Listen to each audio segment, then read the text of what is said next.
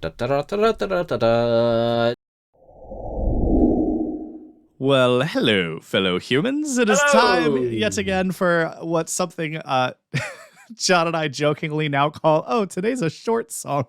Yeah, it's a short one. And a Dave, it's only mere five minutes and 4 seconds long. That's all. As of recording, we've just done two back-to-back 11-minute long songs, so. So you wanted a shorty? Here comes a shorty. 5 minutes. Only three or so minutes longer than most hits from the 50s. So true. But let's begin by again, hello, fellow humans, and make sure you like, comment, and hey, Dave, you pointed out the other day. I think it's hilarious. You're right. Somebody dislikes almost every one of our videos. I think it's so funny, mostly because like YouTube did away with the whole dislike thing, right?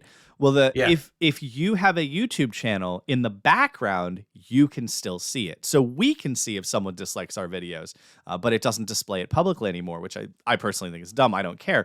But that aside, someone has taken the time, because someone has taken the time to go back and dislike every single one of our videos, which brings me no end of joy. We have like 160 videos or something as of this recording. The sheer time input is, honestly, it's both impressive and it's complimentary. Like we said or did something that made someone that mad. Right. Plus in their face, because every time they open one of our videos to dislike it, they give us a count on the show list, even if they don't watch the whole video. I mean, how silly. How silly. Human beings on the internet are fascinating. But Dave, you mentioned your mic keeps falling down. You don't have the permanent studio, and I get that. It is interesting living on the road for sure. I think after having watched a recent video from your friend Dan's opening sports ball cards. Yeah, random rip sports cards when he knocked over his light. He didn't knock it over. His lamp just kept falling over. Just during the video, it just randomly. It was like it just must have been on the edge the whole time, and all it took was just the right amount of shake on the table, and it would come down.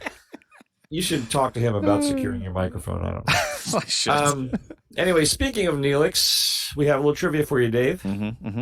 In what country were the first guide dogs trained? Ooh, that's good. Is this a multiple choice or just guess? No. I mean, technically, this is a multiple choice. There are only so many countries. That's the truth. Okay. So I want to say a guide dog was either like the Swiss Alps or the Himalayas or something like that. That is where my gut tells me, but I have no actual clue. This is a brand new question. Most of the time you ask me a question that like I can at least have cursory knowledge about some of it. But this is just shooting in the dark here. Well, I'll tell you, let's start this way. On what continent were the first guide dogs trained? And then if you get that right, we'll narrow it down to the country from there. All right. So I want to say the first guide dogs were probably trained somewhere in Europe. You're correct. You get to move on. It makes the most sense. So then if I were to narrow it down, I'm going to say, well, okay, so I want to say mountainous region, but then guide dog, guiding how? Like it's a fox hunt, for instance. The English love their fox hunts, Like, does that count as a guide dog? Is it guiding you to a fox? I can't answer that question. Yeah, I don't know. No, I still say it's like somewhere in the Alps. I still want to say mountainous just because for some reason that makes more sense to me. I'm gonna say it's Switzerland. I think it's wrong, but that's where my gut's at. It's somewhere mountainous. You are wrong. I'm sorry, Dave. Such is life. You do not win the home version of this game. Actually, if you had thought more about the dog itself than the location, where Germany? Yes, that's correct. German Shepherd? As soon as you said it, it made sense. Yeah. Yep. You're right. My brain misled me. Yeah. As it does a lot of my life. That's how I ended up married. Anyway, so let's... That is really interesting, though. Yeah. Huh. Now I'm going to have to read more about that. All right, musically, what is our 5-minute long song today? Dave, there's nothing quite like a band that refuses to admit the 80s are happening. Okay. This song came out in the U.S. in April of 1981, but as you listen to it, you're going to be thinking, huh? How'd that possible? It is by the Alan Parsons Project. Mm-hmm. We've recently done some of them. We've toe dipped into them. And we have to do the finger thing to the... Oh, yes. And the Alan Parsons Project. It's a Austin Powers reference. It was the only way that I had heard of the band, which tells you how sheltered I was. This song is the first of the band's song that was lead sung. Is that a word? I'm sticking to that one. I like by it. Founding member of the band, Eric Wolfson. Okay. They were using other guys to do all their singing, and on this one, Eric Wolfson takes the lead. Eric is a Scottish songwriter, lyricist, vocalist, executive producer, pianist, co-creator with Alan Parsons Project. And believe it or not, and you'd never really heard of this band outside of that reference in that movie, they've sold over 50 million albums worldwide. Wow. So he's got a bit of a part-time job. Yeah. I think it's pretty good. And the song is called Time, which I think is even funnier in that, again, it's a song that sounds like it came out of the late 70s, not the 80s. So to me, this qualifies as a 70s song, even though it's a little bit later. All right. And from there, I invite you to tell me what it's about, because I have no idea. It's about time, John. Well, I'm sure it's about time in the abstract. I want to know what it's really about, and you'll tell me. Here we go. Ooh, I always like piano.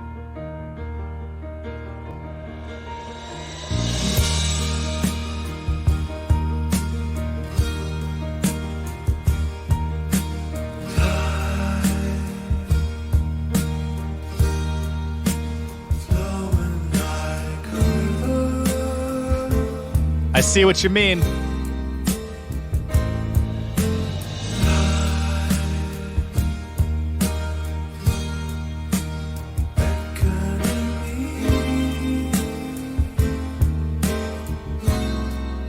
Great chords.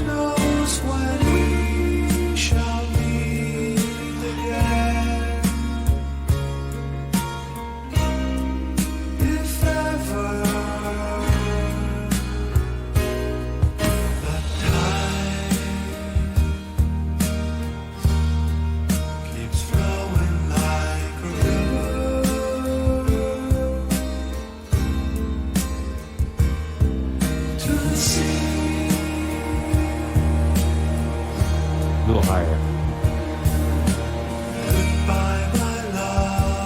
Oh, that's later.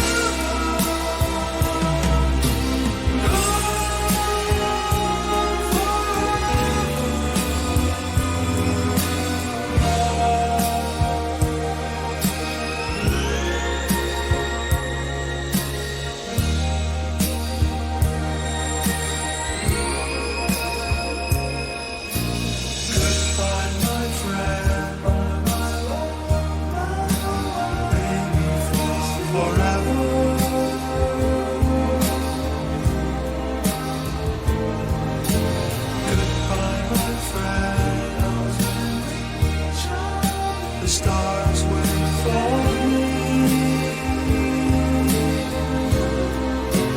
Who knows where we shall meet again? If ever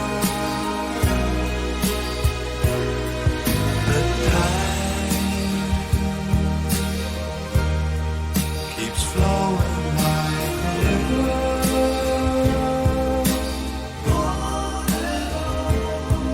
to the sea.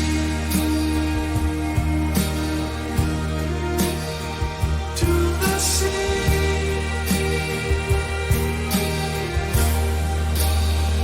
till it's gone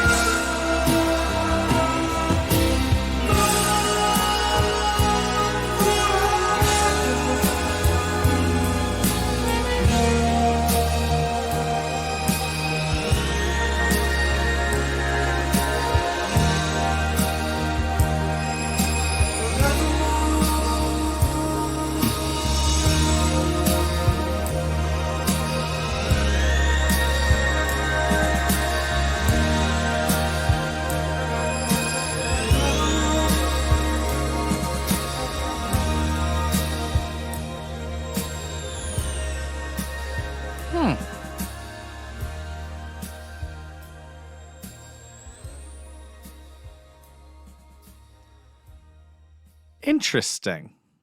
Okay. That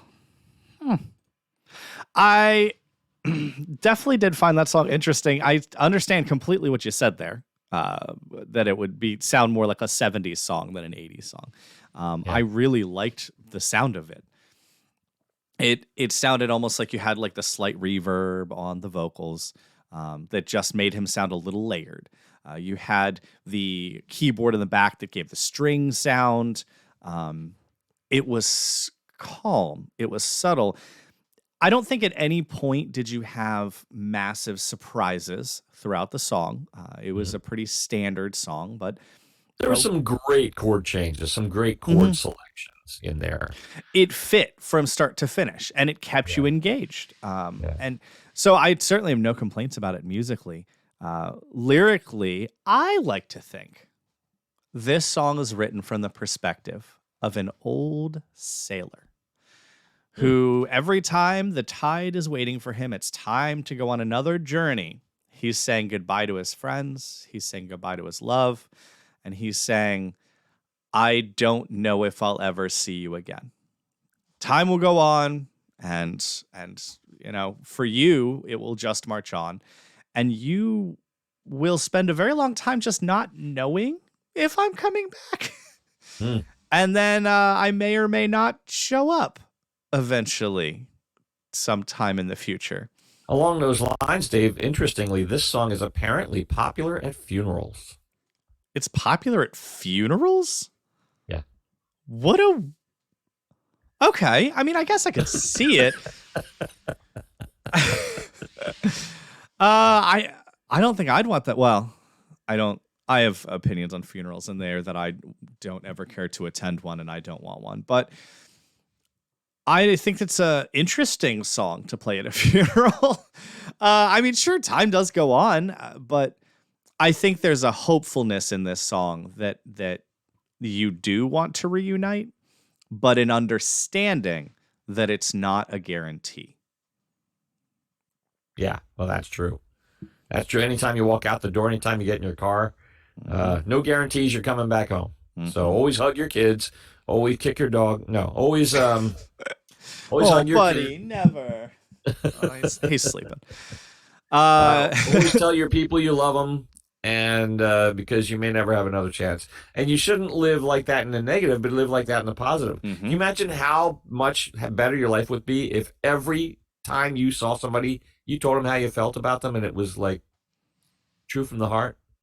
That's why dogs are great, John. You walk in that door and you would have thought I'd been gone for months. Just the sheer unmitigated joy that comes out in the greeting, the sorrow at every parting. Yeah, I agree. Overall, though, it was a fun song. I think that this one is a rainy day playlister. All right. We need to get you a graphic for your different playlists now. We got to get you more graphics. that would be like me having to scroll and click on things. Look, we don't want that. I already didn't have the aspect ratio set correctly for this video because it's amateur hour over here. So I don't know what you want from me, John. I want nothing, Dave, but your friendship because I love you, my friend. That you got. You nail it.